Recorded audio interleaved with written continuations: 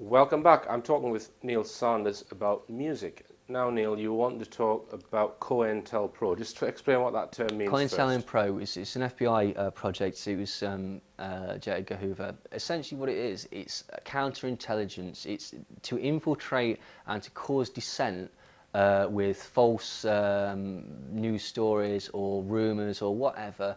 And it was aimed at political activists, it was aimed at musical activists, it was aimed at the Black Panthers, and it was a project by which to discredit any anti-government movements. And obviously in the 60s we've got this new righteous movement, we've got the folk movement, and then going into the flower power movement and whatnot.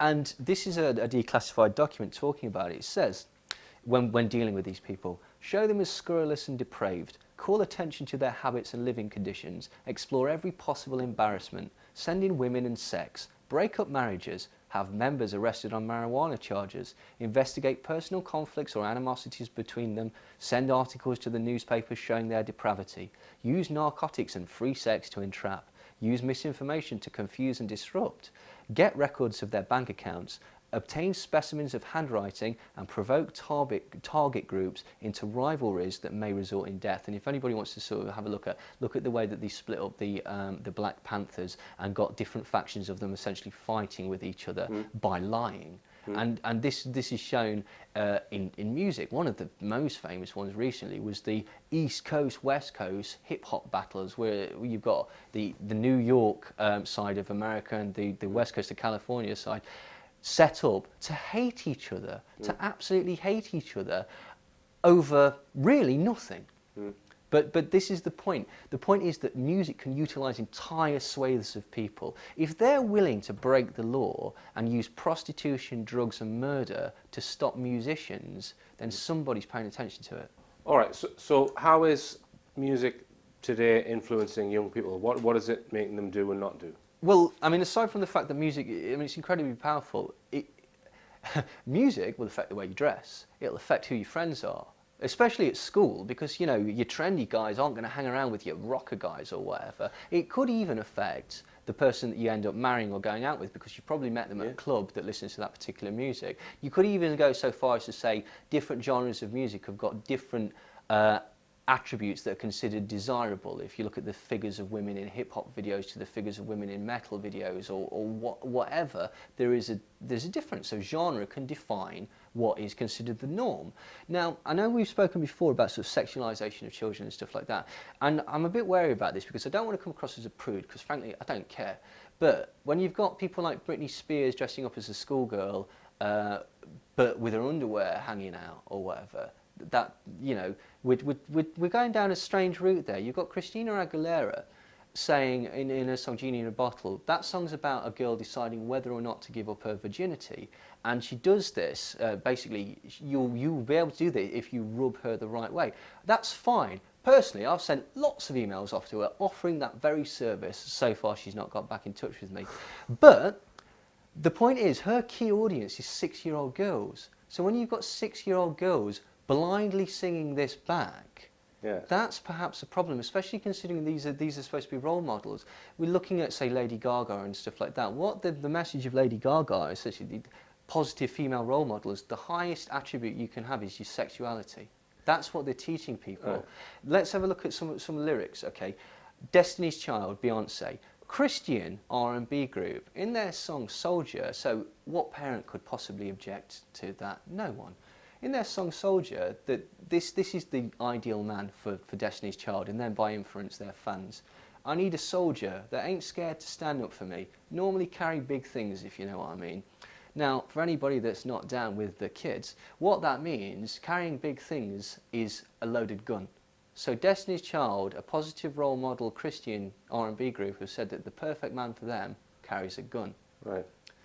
So let's just say that is not her writing that lyric, and it's an orchestration from... It probably is. I doubt that any of them... When you say, oh, Lady Gaga says she writes her own songs, she may have come up with a chord progression, but she's not writing her own songs. You look at her things, it's her and then 17 other high-paid producers. And this is what we're saying about it. It's not rubbish, it's very, very clever. So the likes of the Tavistock Institute and maybe the CIA, who you think are maybe manipulating music... Yeah, absolutely.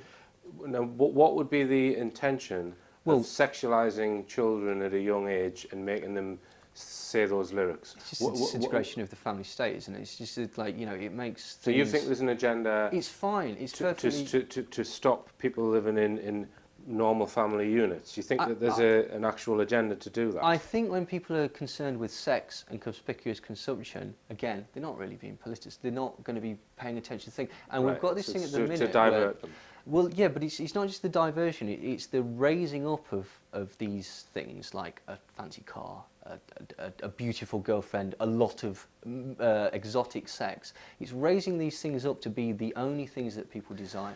I mean, it could be something as simple as young people are going to listen to music. Of course they are. Right? They do. That's what people do. Mm. So music can be massively influential in informing someone. So they say, well, they're going to listen to it. We might as well have them going down that way, so they're not going to end up being revolutionaries or critical thinkers. And one example of what happens when you don't play to the thing is what happened to Jimi Hendrix. Now, what a lot of people possibly don't realise is that Jimi Hendrix, his manager was a bloke called Michael Jeffrey. He was an MI6 agent, and he admitted on many occasions to killing Jimi Hendrix. Right. What they did was he didn't drown in vomit; he drowned in wine. Right, because he sacked Michael Jeffrey and was showing his support to the Black Panthers.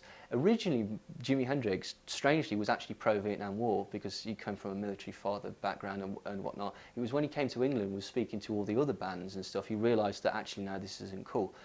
He sacked off Michael Jeffrey and began to do fundraisers for the Black Panthers, and then he was killed. Now, a lot of people say, oh, come on. The bloke that did the autopsy on Jimi Hendrix said this is very strange because his lungs and his stomach are full of wine, and his throat's bruised, his hair's soaked with wine, and his clothes are soaked with wine, but there's no alcohol in his bloodstream. Right. It's almost as if someone's held him down and drowned him in it. All right. Now, I mean, you could prove your point by saying in today's modern popular culture music, where is the role model, true role model, someone who is... thinks critically, who is political, someone who is moral, and all the rest of it, someone that the young people would look up to. Where is that person? Yeah, and the best expression of this is the way that gangster rap was utilised. Now, if anyone wants a sort of big background of this, you either go and buy the book by John Potash, which is called The FBI and the Assassination of Black Leaders, or listen to stuff that Professor Griff of Public Enemies actually spoke about on the internet. Excellent stuff.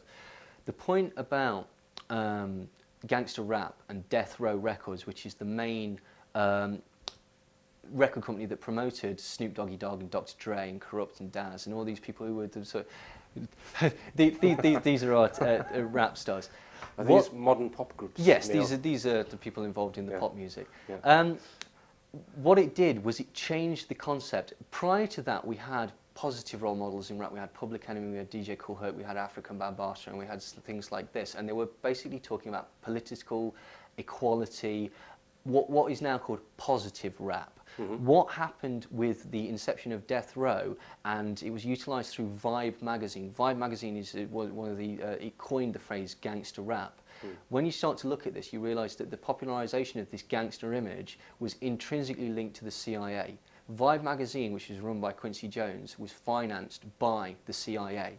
It was the principal organisation that promoted Death Row Records and gangster rap. Death Row Records itself, and I've got to say, I'm a big fan of this music, so I'm not trying to criticise the music. Death Row Records, the CEO of Death Row Records was a bloke called Harry O. Harry O was one of the main cocaine importers in the United States. He dealt directly with the Medellin. He also had suspicious connections to the CIA because the whole thing was connected, as is shown in Gary Webb's fine book, Dark Alliance, to the Iran-Iraq Contra. What was happening was that the CIA were bringing cocaine into America. They discovered how to make crack, and they were using it to kill black people in the ghetto. Through the expansion of gangster rap came this new image of young black men. This new image of young black men as gangsters that sold crack in the ghetto.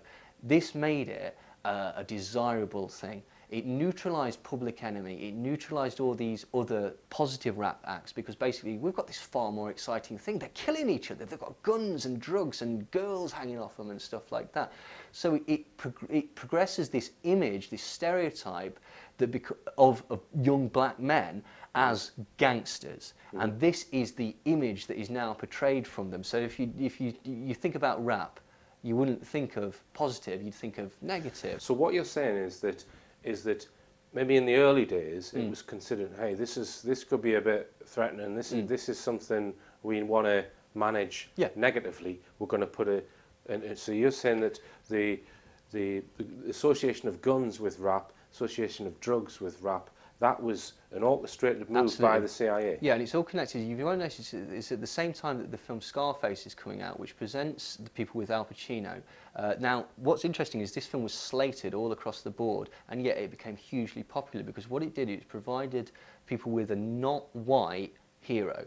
Okay, he's not black, but he's not white, so he could be seen as an anti-hero. And that concept of drug dealing kingpin is then pushed in. This is also proved by a bloke called Freeway Ricky Ross. Freeway Ricky Ross has not long come out of prison. He was another major player in getting crack into the ghetto. He dealt directly with the CIA. So we've got two major drug kingpins that just happen to be connected intrinsically with crack and the introduction of this new type of rap music.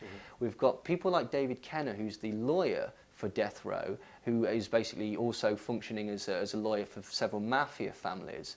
And we've got this hype coming from Vibe magazine and various other things which show intrinsic financial connections to the CIA, hyping up this concept that this is the new genre. This is the way that you are to think about young black men now. They are gangsters.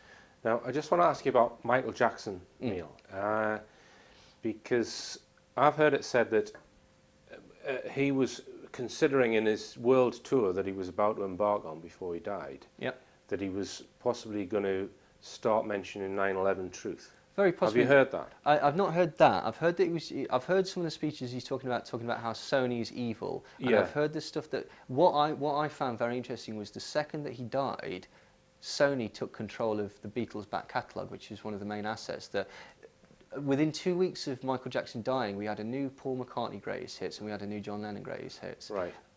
I'm assuming that they've seized back their assets, because Michael Jackson owned the Beatles' back catalogue. Yeah. I mean, if you can just imagine Michael Jackson launch, because he hadn't been on tour for some years, and he's still a huge icon. Yeah. You know, and he is was a class act. No one can deny this guy's talent as a dancer, songwriter, and singer. If he just stopped his song halfway through and said, "Right, chaps, 9/11 inside job," imagine how much influence he would have. And do you think that could... Yeah, I mean, one of the things that was always talked about was the fact that Lennon was talking about going into politics, well, and not in a major way, but that's the suggestion as to why John Lennon was killed as well, because he's somebody that can channel dissent in a intelligent and eloquent way.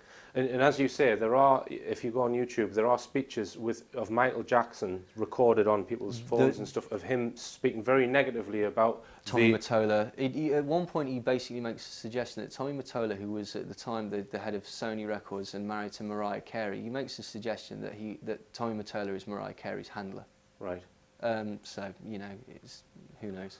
Right. All right, Neil. Well, we're going to go for another break, and after the break, we're going to talk about the Beatles.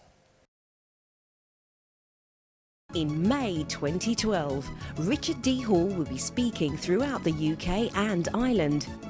Ticket and venue details can be found on the richplanet.net website.